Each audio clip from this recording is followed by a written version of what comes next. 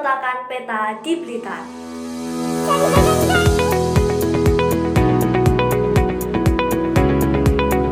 Peristiwa pemberontakan peta terhadap Jepang di Blitar ini terjadi pada tanggal 14 Februari 1945. Latar belakang pemberontakan peta. Pemberontakan peta di Blitar dilatar belakangi rasa prihatin para pemuda melihat kesengsaraan rakyat Indonesia akibat pendudukan Jepang. Rakyat Indonesia dipaksa menjalani romusa atau kerja paksa demi kepentingan Jepang. Tentara peta disebut pernah ditugaskan mengawasi pekerjaan romusa di pantai selatan Jawa. Dari sanalah mereka menyaksikan secara langsung siksaan berat yang dialami para pekerja romusa.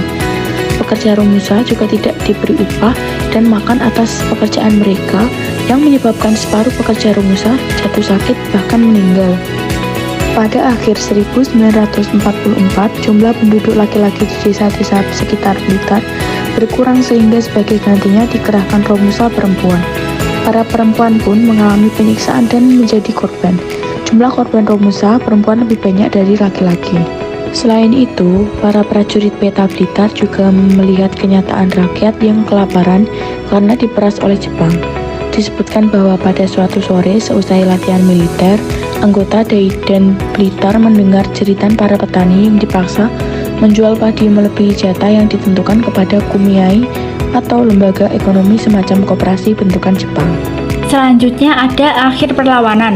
Supriyadi menghilang saat Jepang mengerahkan pasukannya ke Blitar dan nasibnya masih menjadi misteri yang belum tuntas terjawab hingga saat ini. Beberapa versi kemudian muncul, ada menyebut bahwa Supriyadi gugur dalam pertempuran melawan Jepang. Ada pula yang memperkirakan Supriyadi tewas diterkam binatang buas di hutan dalam pelariannya. Namun, ada juga yang mengatakan bahwa Supriyadi bersembunyi dari Jepang dan tidak pernah ditemukan. Rekan seperjuangan Supriyadi, Kemal Idris, dalam autobiografinya bertajuk Kemal Idris, bertarung dalam revolusi pada tahun 1997 yang ditulis Rosihan Anwar, masih mengingat masa-masa tersebut.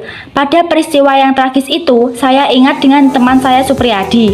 Dia menghilang tak tentu rimbanya, saya kira dia dibunuh oleh Jepang, tulis Kemal Idris. Pemberontakan ini dimotori oleh komandan peton yakni Sudanko Supriyadi. Beliau merupakan lulusan pertama pelatihan Tangerang Seinen Dojo.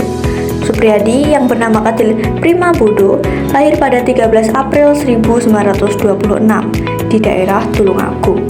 Dia merupakan anak Bupati Blitar yang bernama Darmadi. Dalam mempersiapkan pemberontakan, Supriyadi dibantu oleh Sudanko Muradi dan Sudanko Suparjono. Sudanko Suparjono pada saat itu merupakan wakil komandan Batalian Daidan Peta Blitar.